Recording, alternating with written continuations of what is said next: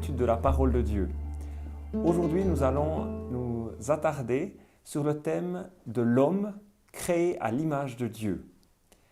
Que signifie d'être créé à l'image de Dieu? C'est ce que nous allons voir aujourd'hui. Et nous allons prier. Dieu notre Père, nous te demandons vraiment de nous conduire par ton esprit de vérité dans toute la vérité. Amen.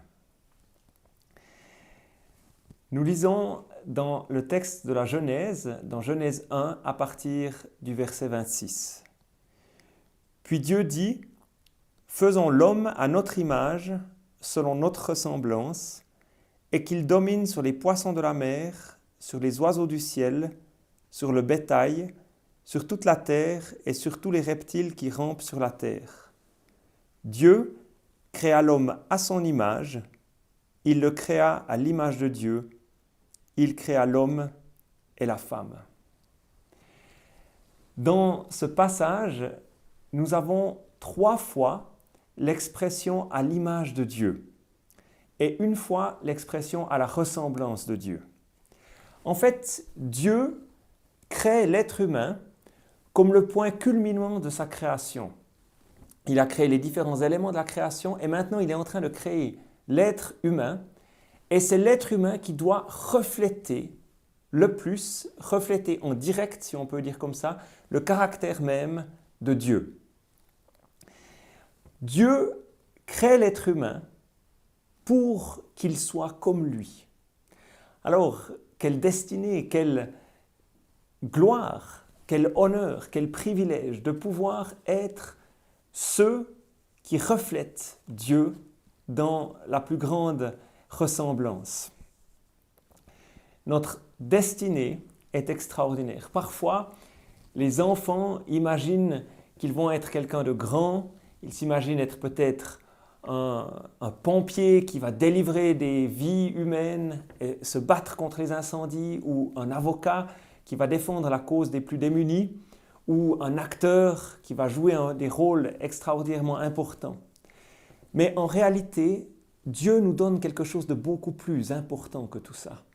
Bien sûr, il est important de savoir à quoi nous allons occuper notre existence, à quoi nous allons nous occuper, quelle va être notre occupation, peut-être notre position dans la vie.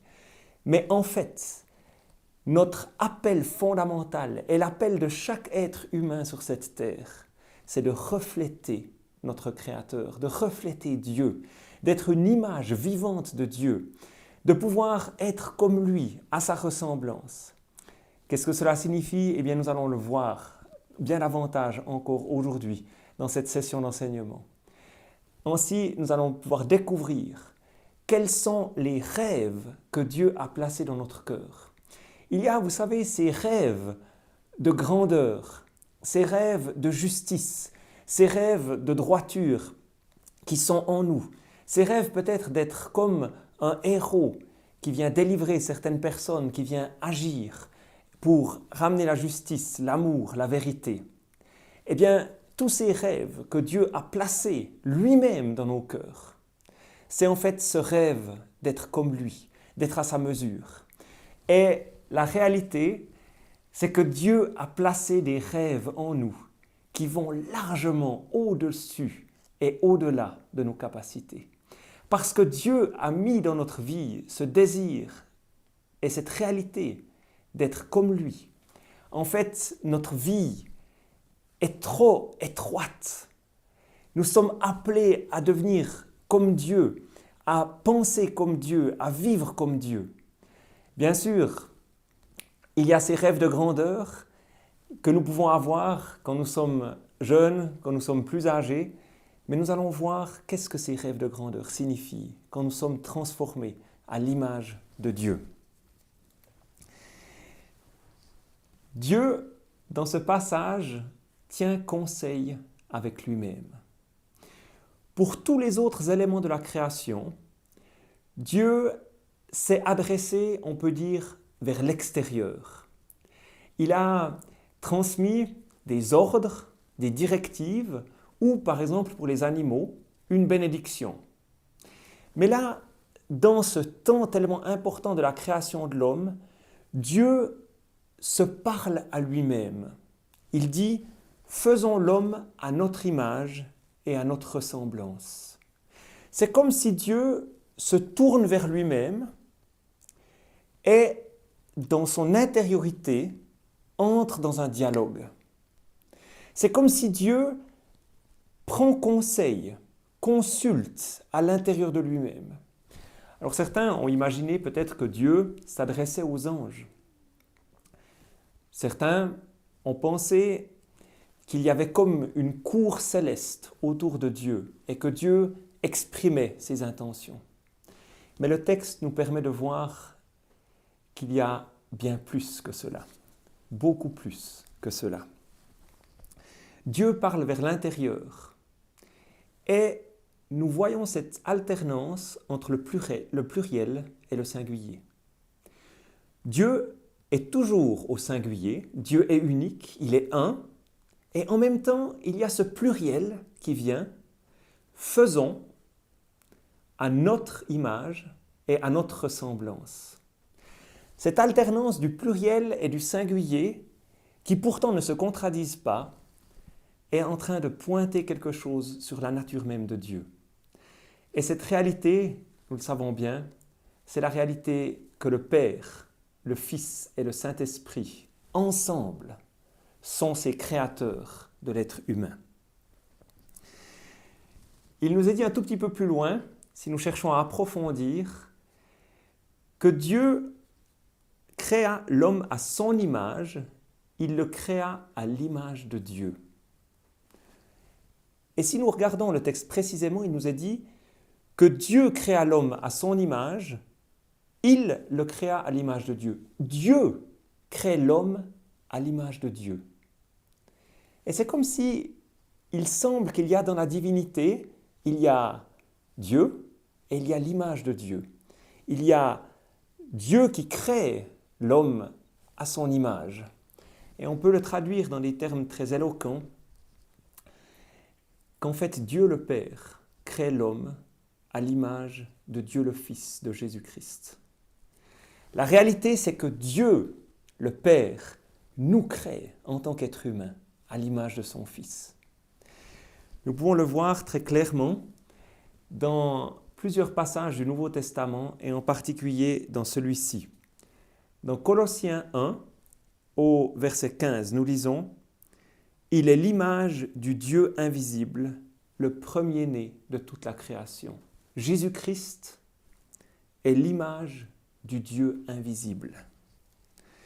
En fait, il est celui à partir de qui Dieu crée l'être humain.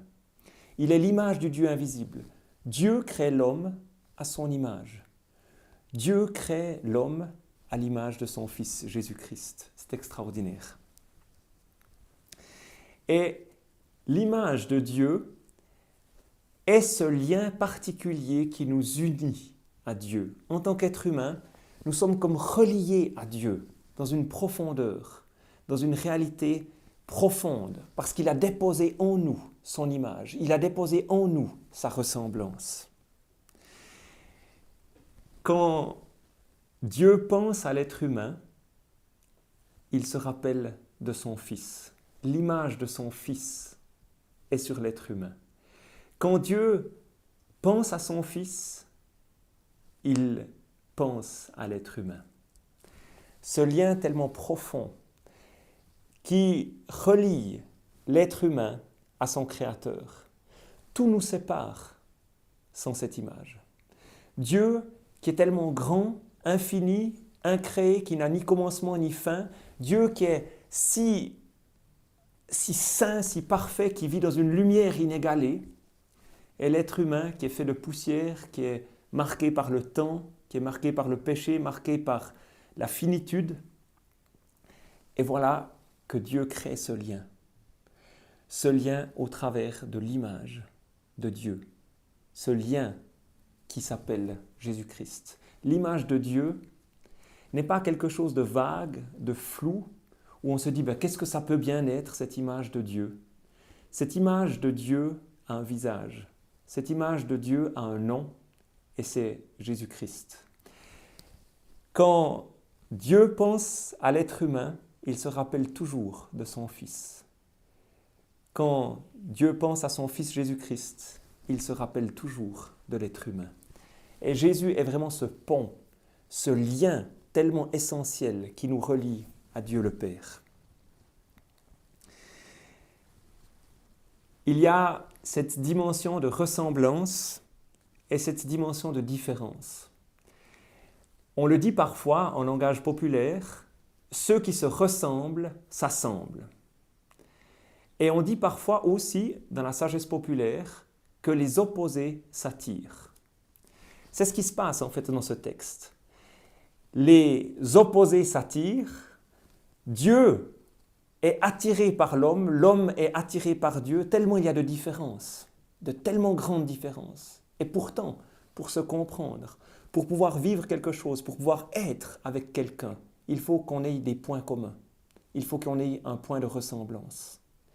Et à la fois, il y a cette ressemblance parce qu'en Jésus-Christ, nous sommes semblables, et il y a cette extrême différence parce que Dieu est Dieu et que nous sommes que hommes. Mais nous découvrons également dans ce texte quelque chose de formidable sur le caractère même de Dieu, sur la nature même de Dieu. Dieu est relationnel. En fait, dans cette phrase « faisons l'homme à notre image et à notre ressemblance », on voit que Dieu est déjà en relation en lui-même. Il ne s'agit pas d'une relation à l'extérieur de lui-même, il s'agit d'une relation à l'intérieur de lui-même. Dieu parle avec Dieu. Dieu parle avec son Fils. Le Père parle avec le Fils. Le Fils parle avec le Père. Le Saint-Esprit est en relation avec le Fils. Le Saint-Esprit est en relation avec le Père.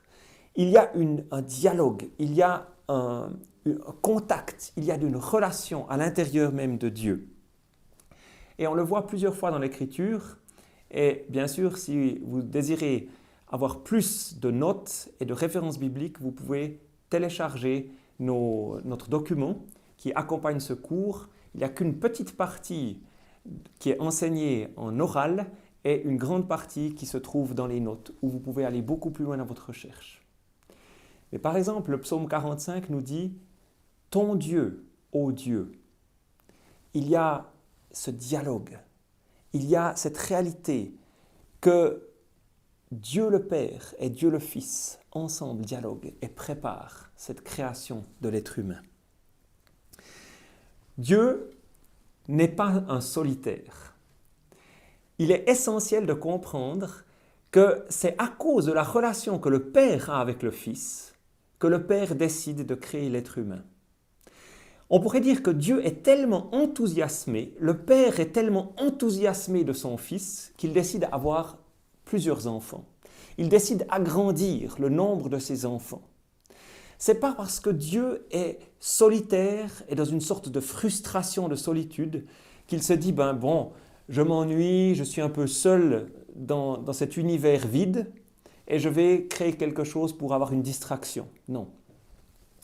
C'est à la partir de cette relation tellement formidable qu'il entretient à l'intérieur de la Trinité qu'il se dit maintenant élargissons les choses et engendrons par l'Esprit, engendrons par la parole, engendrons des fils et des filles qui vont remplir son cœur, remplir sa vie de joie.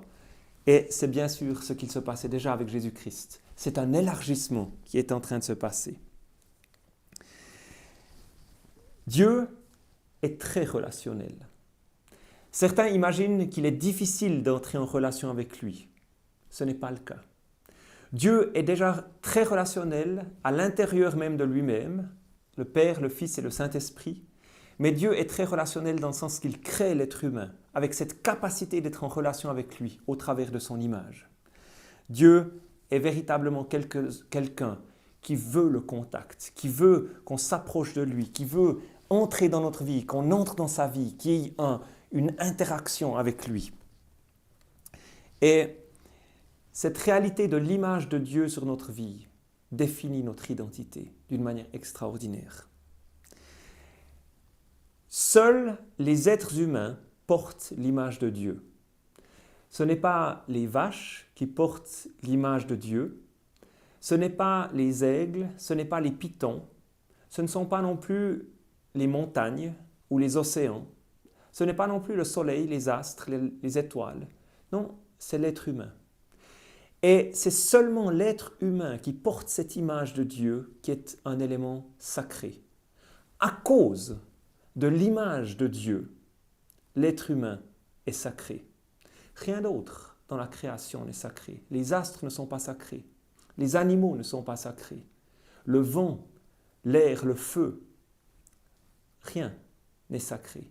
Seul ce qui porte la marque du Créateur, seul ce qui porte la marque de Dieu est sacré. Parce que Dieu a placé son image, Dieu a placé son empreinte sur l'homme. L'homme est sacré à cause de cela. Et en fait, l'image de Dieu en l'homme lui donne toute sa valeur et sa dignité. Et on peut le dire clairement, c'est l'image de Dieu en l'homme qui donne le fondement des droits de l'homme. Parce que Dieu a placé son image, parce que Dieu a placé sa réalité, sa présence, un signe de lui qui marque sa nature sur l'homme, les hommes ont des droits, cette dignité en Dieu. Il y a un respect et un honneur qui est dû à Dieu, et il y a un respect et un honneur qui est dû à ceux qui portent l'image de Dieu, c'est-à-dire chaque homme, chaque femme sur terre qui porte cette image de Dieu. Nous-mêmes, nous pouvons nous considérer comme des personnes dignes de respect et d'honneur par rapport à nous-mêmes. Quand nous vivons, nous pouvons vivre dans une dignité et un honneur parce que Dieu a placé son image sur nous, Dieu a placé sa ressemblance sur nous. Et nous pouvons considérer les autres comme des gens dignes de respect et d'honneur. Pour Dieu, nous ne serons jamais des animaux et nous ne serons jamais des numéros. Nous sommes les porteurs de l'image de Dieu. Nous sommes ceux qui portons cette réalité glorieuse de Dieu sur nous. Et cela signifie que nous ne pouvons jamais abuser les autres. Si nous touchons à l'être humain, nous touchons au sacré. Si nous touchons à l'être humain, nous touchons à Dieu lui-même. Si nous touchons à l'être humain, nous touchons à l'image de Dieu. Il ne faut pas imaginer que Dieu reste indifférent. Si quelqu'un touche l'un de ses enfants, si quelqu'un touche l'une de ses créatures qui porte son image, Dieu est lui-même touché. Ça nous appelle à respecter et à honorer les autres et en aucune manière à toucher les autres d'une manière inappropriée. Sinon, nous touchons à Dieu lui-même. La réalité de l'image de Dieu que Dieu place dans notre vie humaine nous invite à la relation, nous invite à entrer en relation avec Dieu. Dieu dit « Faisons l'homme à notre image et à notre ressemblance ». La dimension d'image est quelque chose qui est en rapport avec un reflet. C'est comme s'il y a une personne qui est là et une autre qui se reflète, une lumière ou on pourrait dire un miroir, une apparence, une forme, une ombre. Mais la dimension de ressemblance est encore quelque chose de beaucoup plus profond. La ressemblance, c'est commencer à porter l'image dans une dimension de consistance. Ou pour le dire autrement, ce n'est pas seulement offrir une image comme une image qu'on voit dans un miroir, mais c'est offrir une reproduction. Dieu veut qu'on finisse par le reproduire, qu'on soit une copie conforme, un facsimilé, si on peut dire comme ça. Et nous voyons ça d'une manière extraordinaire dans la personne de Jésus-Christ. Jésus-Christ ne fait pas seulement refléter le Père. Jésus-Christ ne fait pas seulement pointer le doigt en disant « je vous montre le Père », comme l'ont fait beaucoup de prophètes qui pointaient le doigt. Jésus-Christ, lui, est devenu une reproduction fidèle, une copie conforme du Père. Il a porté la ressemblance de Dieu jusque dans les détails, jusque dans l'extrême. Jésus-Christ lui-même dit « Celui qui m'a vu a vu le Père ». Ce n'est pas seulement une image qui se reflète et qui renvoie à la source de la lumière, à la source de l'image, Jésus-Christ est devenu une incarnation du Père, visible, une manifestation, une reproduction. On peut le dire clairement, une représentation du Père.